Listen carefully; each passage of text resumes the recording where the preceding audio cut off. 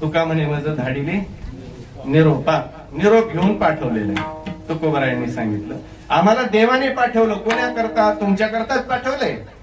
आता तुम्ही ऐकायचं न ऐकायचं ते तुमचं तुम्ही बघा. ऐकलं, मार्ग हा सोपा सुखरूप, हा मार्ग सोपा आहे, सुखरूप आहे. तो परमात्मा तुम्हाला तुमची नाव पैल तीराला नेणार आहे हे सांगण्याकरता आम्ही आलो. म्हणून तुम्ही ऐका आणि तुम्ही आजच ऐका, आजच त्याचा विचार करा. प्रत्येक क्षणाला आलेला क्षण जो आहे, आलेल्या प्रत्येक क्षणाला तुम्ही विचार करा. न जाणो कोण जाणे पुढचा क्षण आपला आहे की नाही, आपल्याला त्याचं ज्ञान नाही. आता या ठिकाणी आपण जेवढे बसलेलो आहोत कीर्तनामध्ये, कोणालाच माहित नाही पुढचा क्षण आपला आहे म्हणून. कोणालाच नाही. किती वर्ष राहणार, किती दिवस राहणार काही माहित नाही. किती दिवस राहणार, आता किती दिवस राहायचंय त्याच्या हातात आहे. आपल्या हातात काय नाही, काय माहित नाही आपल्याला किती दिवस राहणार आहे. एखादा म्हणतो, ते प्रल्हादजींच्या चरित्रामध्ये विचारलं प्रल्हादजींनी आपल्या मित्रांना, म्हटले तुम्ही या ठिकाणी आताच भजन करा. म्हटले अरे म्हातारपणामध्ये भजन करावं लागतं. मित्र म्हणतात प्रल्हादजींची, कालच आमचं चरित्राचा भाग झाला का ते. आणि मग त्यावेळेला प्रल्हादजी म्हणतात, काय गॅरंटी तुम्ही म्हातारपणापर्यंत राहणार? असं काय तुमच्याकडे गॅरंटी कार्ड आहे का की तुम्ही इतके वर्ष राहणार आहेत? या दुनियामध्ये कोणीच परमनंट नाही, कायम तर कोणीच नाही, पण इतके दिवस राहणार आहेत हाही प्रमाणपत्र पुरावा कोणाकडेच नाही, कोणीच घेऊन आलं नाही. कोणालाच माहित नाही किती दिवस राहणार आहेत. म्हणून तर तुकोबाराय म्हणतात, आलेला क्षण सुद्धा आपला नाही, ही त्याची कृपा आहे. त्याने दिलेला आहे, त्याने दिलेलं आयुष्य आहे, त्याने दिलेली ही आयुष्याची वेळ आहे. ती सार्थकी लावायची आपल्याला, त्याचा उपयोग करायचा, त्या वेळेचा सदुपयोग करायचा आहे. राहिलेलं आयुष्य आतापर्यंत आपल्याला नसलं कळालं तर नाही कळू द्या, जाऊ द्या. आतापर्यंत गेलं, मातीत गेलं सगळं. पण तुकोबाराय म्हणतात आता तरी, आता कळालंय ना. तुकोबाराय म्हणतात, देवा बरं झालं. काय बरं झालं? म्हटले देवा आतापर्यंत मी मेलो नाही, हे बरं झालं. मरण्याचे तर अनेक चान्सेस होते, अनेक वेळेला संधी आली होती मरण्याची. आताच तो कोरोना येऊन गेला, खूप चान्स होते मरण्याची, पण त्याच्यातूनही मरू दिलं नाही कोणी, त्या परमात्म्याने. देवा बरं झालं आम्ही आतापर्यंत मेलो नाही, बरे झाले आजीवरी, नाही पडिलो मृत्यूचे आहारी, वाचून आलो येथवरी, उरले ते हरी तुम्हा समर्पण. देवा बरं झालं मेलो नाही, आणि जर मेलो असतो तर इथं आलो नसतो. वाचून आलोच ना आता. मग आता काय करायचं? उरले ते हरी तुम्हा समर्पण. आता उरलेलं आयुष्य तुमच्या सेवेमध्ये. विठ्ठल विठ्ठल.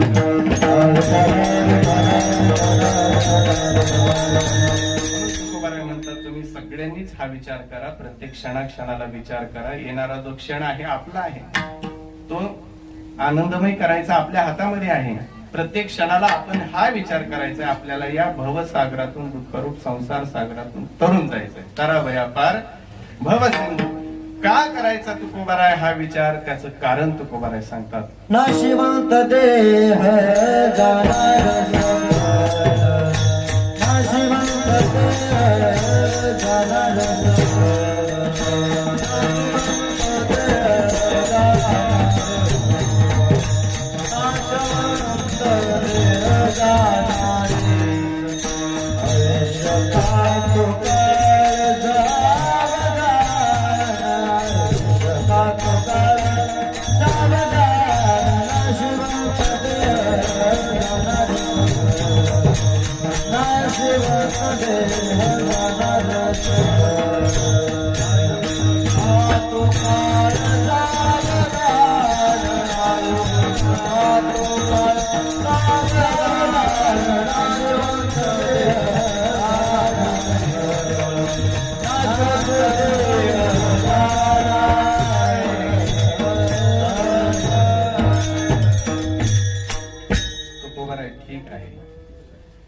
आम्ही आता विचार करायला तयार आहोत. आम्हालाही तरुण जायचंय, त्याच्यातून आम्हाला बुडायचं नाही, आम्हाला मरण्याची इच्छा नाही. तुकोबाराय म्हटले, म्हणूनच तुम्हाला सांगतोय, तुम्हाला जे मिळालेलं शरीर आहे हे जाणार आहे, त्याचा स्वभाव आहे. हा देह जात आघवे, नाशवंत स्वभावे, याचा स्वाभाविक नाश होणार आहे. म्हणून तुम्ही काय करा, देह जाणारच आहे. नाशवंत देह जाणार सकळ. तुमचा सगळ्यांचा देह जाणार सकळ, याच्या खाली अधोरेखित करा. नाशवंत देह जाणार सकळ, म्हणजे इथं ज्यांना ज्यांना हा देह मिळालेला आहे त्या सगळ्यांचा देह जाणार आहे. आणि तुमचं जे आयुष्य तुम्हाला मिळालेलं आहे ना, हे आयुष्य सुद्धा खातो आहे. कोण खातोय? काळ खातोय. आयुष्य खातो काळ. सावधान. प्रत्येक क्षणाक्षणाला, प्रत्येक घडी घडीला हा आयुष्य काळ खातो आहे. महाराजांची आणखी प्रमाणे आहे, घडी घडी काळ वाट याची पाहे, अजूनही किती आहे अवकाश. हा जो काळ आहे ना, प्रत्येक घडी घडीला वाट पाहतोय. या प्रत्येक जीवाची हा वाट पाहतोय. त्याचं आयुष्य मोजण्याकरता हा मापारी बसलेला आहे. मोजण्याकरता काळ, तो काळ प्रत्येक घडीला आयुष्य मोजतोय आणि पाहतोय अजूनही किती आहे अवकाश, अजून याचं आयुष्य किती शिल्लक आहे. प्रत्येक क्षणाक्षणाला मोजतोय. बघा, तो सावध आहे. काळ सावध आहे तुमचं आयुष्य मोजण्याकरता, किती राहिले त्याच्याकरता तो सावध आहे. आपण मात्र बेसावध आहे. आपण मस्त आहे. कोई किसी में मगन, कोई किसी में मगन. कोणी कीर्तनात मगन, कोणी कथेत मगन, कोणी भजनात मगन. पण ध्यान नाही आपल्याला, ध्यान नाही. बाकीच्यांचं कशाला सांगायचं, हे आपलं बरं आहे. आपलं सांगावं लागतं. सुरुवात आपल्यापासून. सुधारायचं ठरलं तर आपल्यापासून सुधारणा करून घ्यावी लागते. असो, प्रत्येक क्षणाला तो काळ मोजतोय, वाट पाहतोय, किती शिल्लक राहिलेला आहे त्याचं मोजमाप तो काळ करतोय. जीव मात्र बेसावध आहे. जीवाच्या ही गोष्ट ध्यानातही नाही की आपलं आयुष्य तो काळ प्रत्येक घडीला मोजतोय आणि वाट पाहतोय. याचं आयुष्य कधी संपत आहे आणि कधी मी याला उचलतोय. याच्याकरता तो सावध आहे. थोडाही बेसावध राहत नाही. तो फार सावध आहे. तो काळ कोणाला सोडत नाही. बरं, कोणाकडे काही भरपूर काय असेल तर त्याचं तरी ऐकत असेल काळ, त्याचा तरी वशिला असेल. नाही चालत. तुकोबाराय म्हटले, किती काही असू द्या, धन मिळविल्या कोडी, काळ घेतल्यानं सोडी. किती कोट्यावधी धन मिळवलं, संपत्ती मिळवली, सगळं काही मिळवलं, काळ घेतल्याशिवाय सोडित नाही. म्हणून तो आता घेणारच आहे, त्याच्याशिवाय सोडणारच नाही. तर मग ज्याचं त्याला आधी देऊन टाकावं. अगोदरच त्याने हिरावून नेण्याच्या अगोदर देण्यामध्ये शहाणपण असतं. मनुष्य शरीर सुद्धा, देह सुद्धा हा प्राप्त झालेला आहे. कोणीतरी आपल्याला दिलेला आहे. कोणी दिलेला आहे आपल्याला? तो देवाने. कोणी म्हणतात देवाने दिला, कोणी म्हणतात हे पंचमहाभूतांचं शरीर आहे, पंचमहाभूतांनी दिला. कोणी म्हणतात हे काळाचं धन आहे, तो काळाने दिला. तर काळाने दिलेला असू द्या, पंचमहाभूतांचा असू द्या, नाही तर देवाने दिलेला असू द्या, तो कोणीही दिलेला असे ना का, कोणाचाही का असे ना, पण आपल्याला हा जो शरीर, हे देह मिळालेला आहे तो आपला नाही. कोणाचाही असू द्या, पण आपला नाही. मग जी गोष्ट, जी वस्तू आपली नाही, ते आपलं नाही, तर त्याला आपलं का म्हणायचं? म्हणायचं नाही, मानायचं नाही. आपलं नाहीच आहे ना. ते आपल्याला मिळालंय, कोणीतरी दिलेलं आहे. देवाने दिलंय, पंचमहाभूतांनी दिलंय, काळाने दिलंय, भजन करण्याकरता दिलंय, मान्य आहे. पण ते आपलं नाही. आपलं नाही. जी गोष्ट आपलीच नाही, जी वस्तू आपली नाही, तिला आपलं म्हणण्यात काय अर्थ नाही, काही नाही. आपलं तिला म्हणूच नाही. का म्हणावं? एखाद्याची, दुसऱ्याची वस्तू कदाचित आपण आपली म्हणलं तर ज्याची आहे त्याला राग येतो की नाही? उदाहरणार्थ, या बाळू महाराजांकडे गाडी आहे. ती 15 लाखाची गाडी मी जर म्हटलं ती तुमची नाही, कोणाची आहे? माझी आहे. आता मालक ते आणि मी म्हणतोय माझी, त्यांना काय वाटन? बरं, एवढ्यावर थांबलो नाही मी, गचुऱ्याला धरण खाली ओढलो. माझी काय करतील? पूजा करतील. तसं हे जे शरीर आहे, देह आहे, हा आपला नाहीच आहे, पण आपण त्याला आपलं म्हणलं आणि जबरदस्तीनं आपलं करून घेण्याचा प्रयत्न केला. आता आपलं तर होणार नाहीच आहे ते. जसं ती गाडी आपली होणार नाहीच आहे, उलट पिटाई होईल. तसं हे शरीर, हे देह आपला तर नाहीच आहे, पण आपण आपला करून घेण्याचा प्रयत्न केला तर काय होईल? आपली ती फजिती होईल. तो पिटाई करील आपली. मग ही फजिती होण्याच्या अगोदर, आपल्याला दंड मिळण्याच्या अगोदर जो मालक आहे तो दंड देईलच ना.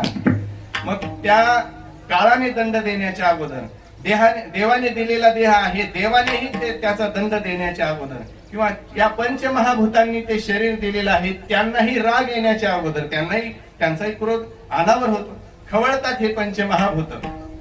मग शरीराचं आयुष्य जे देवाने निर्धारित करून दिलेलं आहे तोपर्यंत हे पंचमहाभूत तो परमात्मा सांभाळतो. भावार्थ रामायणाच्या शेवटच्या उत्तरकांडाच्या शेवटच्या अध्यायामध्ये तुम्ही वाचा घरी गेल्यावर, सगळे बहुश्रुत आहे, सगळ्यांना माहिती. हे पंचमहाभूत जे आहेत परस्पर विरोधी आहेत एकमेकांचे. आता माझी वेळ थोडी राहिली, थोडक्यात सांगतो, कारण तुमच्यापेक्षा मलाच जास्त घाई आहे.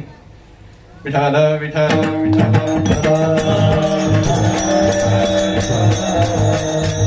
पंचमहाभूत आहेत ना, हे परस्पर एकमेकाचे विरोधी आहेत. अग्नी पाण्याच्या विरोधामध्ये आहे, पाणी अग्नीच्या विरोधामध्ये आहे, असे परस्पर सगळे एकमेकांचे विरोधी आहेत.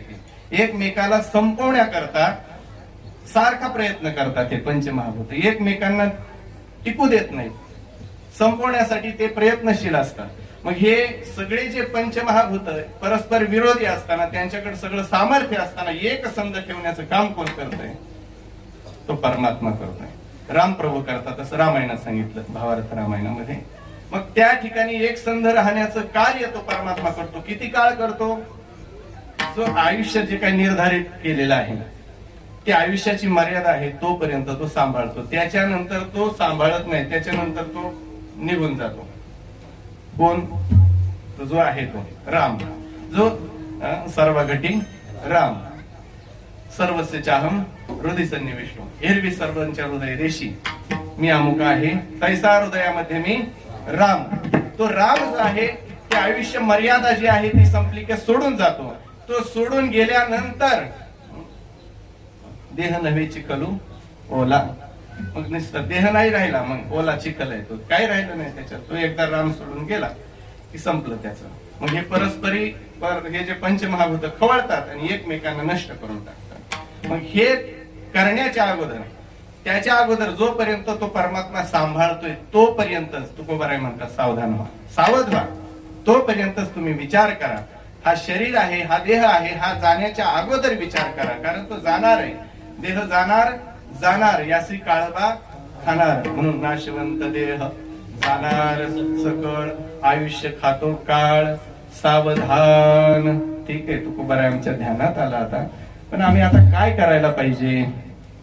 संत समागमे धरणी आवडे, संत समागमे धरणी आवडे, संत समागमे धरणी आवडे, संत समागमे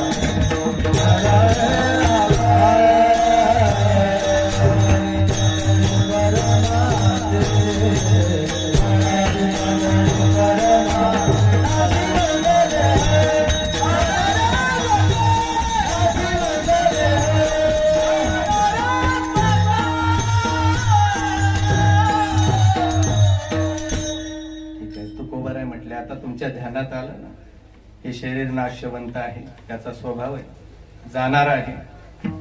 हो आलं. आम्ही काय केलं पाहिजे? तुकोबाराय म्हटले तुम्ही आता एक करा, संत समागमी धरोनी आवडी. तुम्ही संत समागमाची आवडी धरा. तुकोबाराय आम्हाला नाही आवडत. काय नाही आवडत तुम्हाला? संतांची संगती नाही आवडत आम्हाला, त्यांचा समागम, त्यांच्या संगतीमध्ये नाही राहणं आवडत. का? त्यांच्या संगतीमध्ये सुख नाही.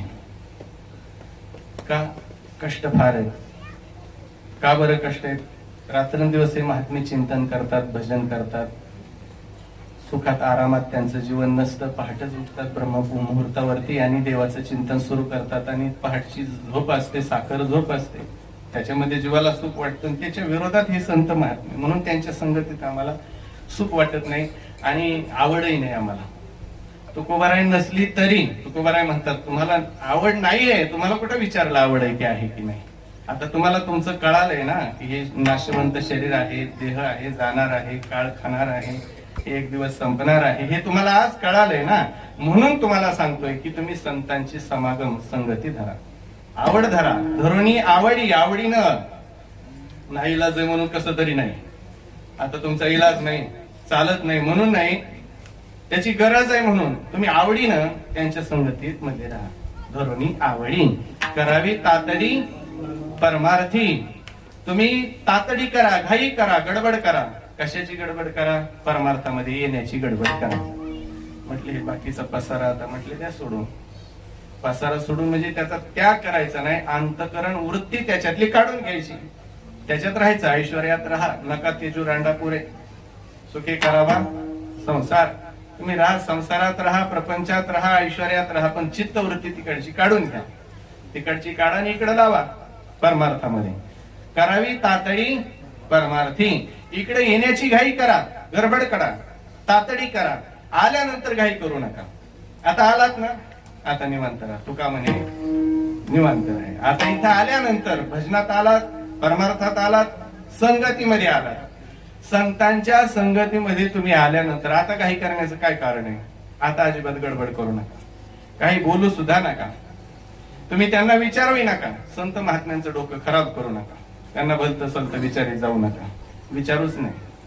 तुकोबाराय सुद्धा म्हटले, मला तुम्हाला विचारायचं असलं तर हेच विचारा, परमार्थाविषयी, देवाविषयी विचारा.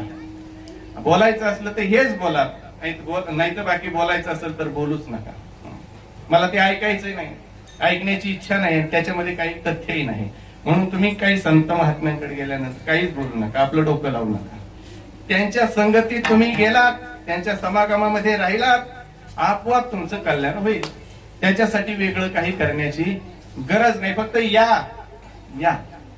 नाही येत का नाही येत त्याचं कारण आहे, त्याचे अनेक कारण आहे. पैकी एक कारण महाराज शेवटच्या चरणामध्ये तुका म्हणे अलोकीच्या दरबारे,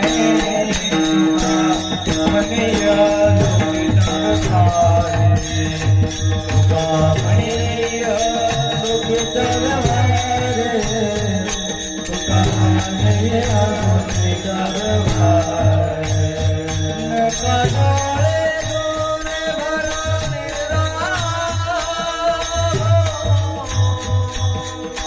नका डोळे डोळे भरून नका डोळे डोळे भरून नका डोळे डोळे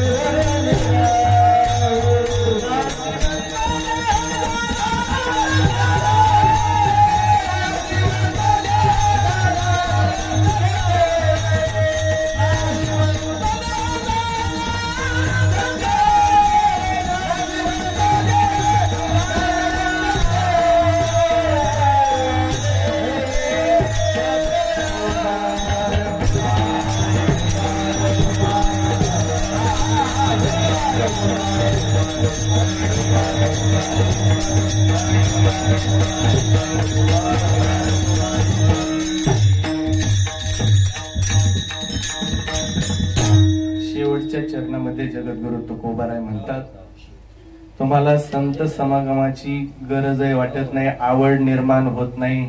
आल्यानंतर आवडीने तुम्ही त्यांच्या संगतीमध्ये राहून परमार्थ करत नाही. कारण तुमच्या डोळ्यामध्ये धूर गेलेला आहे. कोणता धूर आहे?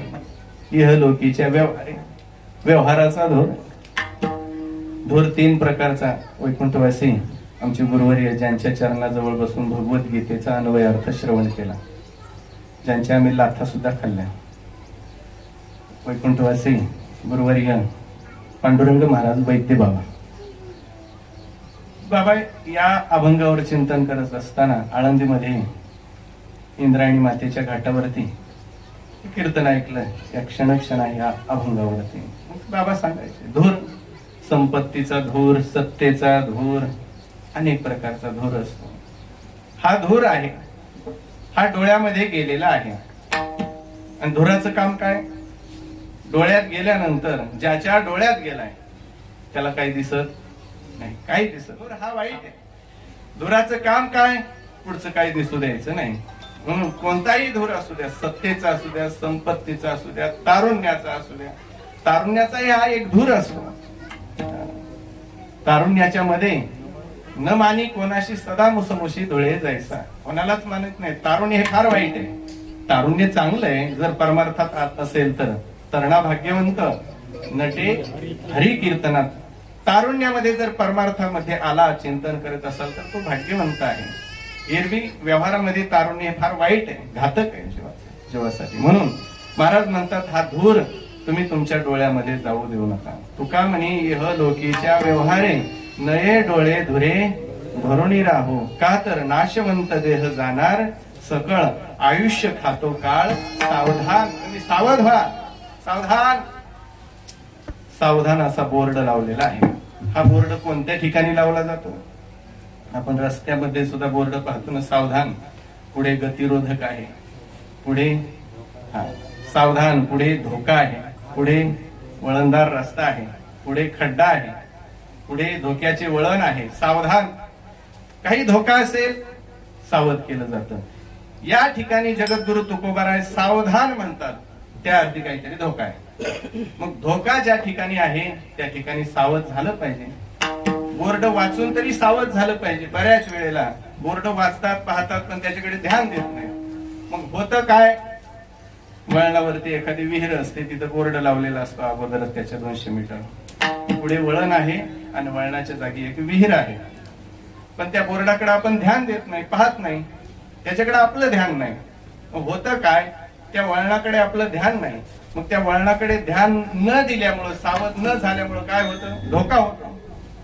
मग धोका होऊ नये एवढ्या करता तुकोबाराय म्हणतात तुम्हाला मी सावध करतो. सावधान, तुमचं आयुष्य काळ खातो आहे.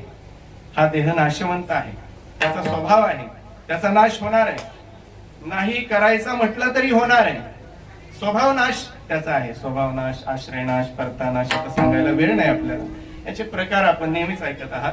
जसं एखाद्या वेळेला एका व्यक्तीने, त्याला थोडं बाहेर देशात जायचं होतं, 4 धामला जायचं होतं. मग त्याने काय केलं, बद्रीनाथ केदारनाथला जाऊन यायचे, पण घाई मध्ये म्हटले काय करू आता, आंबे खायला वेळ नाही, हे कॅरेट आंब्याचं 10-5 किलो आंबे आहेत, आल्यानंतर निवांत खाऊ, मग हे फ्रीज मध्ये ठेवू. आल्यानंतर 33 दिवस लागले, बरोबर, एवढ्या दिवसांनी परत आले, घाईनं कपाटाकडे गेले. कशा करता, आंबे खाण्याकरता. आंबे राहिले का नाही, त्याला राग आला. मग तो म्हटला आता मी ठेवणार नाही. ज्याने कोणी हे आंबे नासवले असतील त्याच्याकडे पाहतो. आता तो मोठा व्यक्ती होता, सामर्थ्यही होतं. राग आला त्याला, आंबे कोणी नासवले, आंबे कोणी नासवले. म्हटले आंबे कोणी नासवले म्हणजे कुठे ठेवले होते? ते म्हटले कपाटात. म्हटले कपाट कुठं होतं? म्हटले घरात. म्हटले घराचं दार कोणी लावलं? म्हटले आम्ही. बरं दाराची चावी कोणाकडे दिली? म्हटली माझ्याकडेच होती. मग घराचं बंगल्याचं दार लावून चावी घेऊन तू गेला, आल्यानंतर उघडलं कोणी? म्हटले मीच. म्हटले मग झालं ना, तूच लावून गेला होता, तूच उघडलं, तूच पाहिलं तर आंबे नासलेले, हे कोणी नासवले नाही. मग आणि ज्याचे ते नासले असं कसं होईल? म्हटले त्याचा स्वभाव आहे नाशणं, तसं या शरीराचा स्वभाव आहे.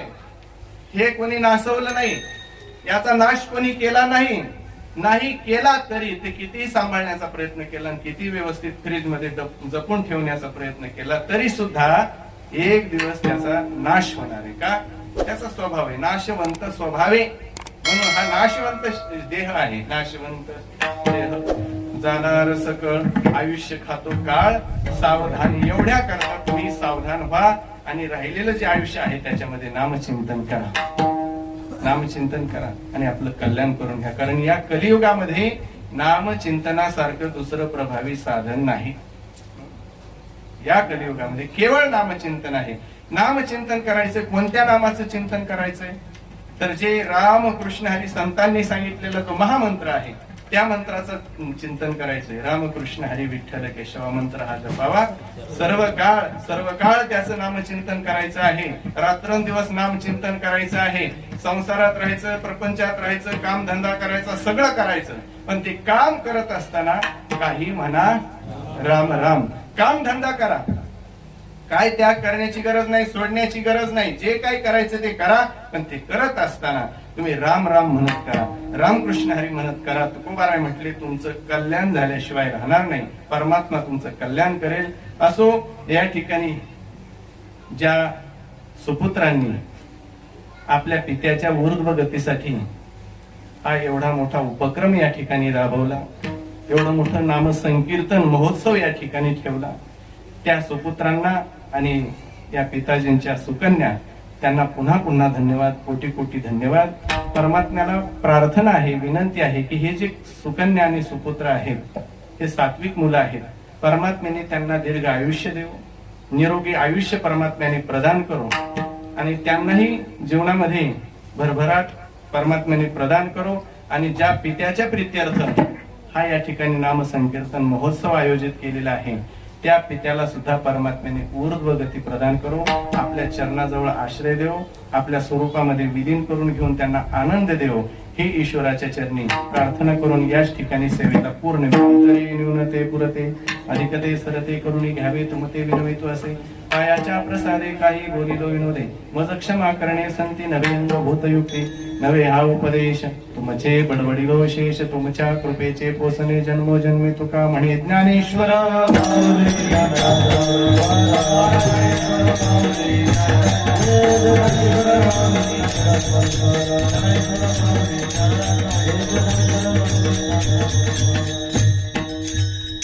आपली कीर्तन सेवा या ठिकाणी पूर्ण झालेली आहे. या कीर्तनासाठी सुंदर अशी माईक सिस्टीम मंडप ज्यांचा आहे ते आपले सर्वांचे स्नेही आदरणीय वचिष्ठ आप्पा सवाशे, त्याचप्रमाणे ज्यांनी कार्यक्रम आयोजित केला त्यांना पुन्हा एकदा आणखी या व्यासपीठावरून माझ्या वतीने हार्दिक आभार, कोटी कोटी धन्यवाद.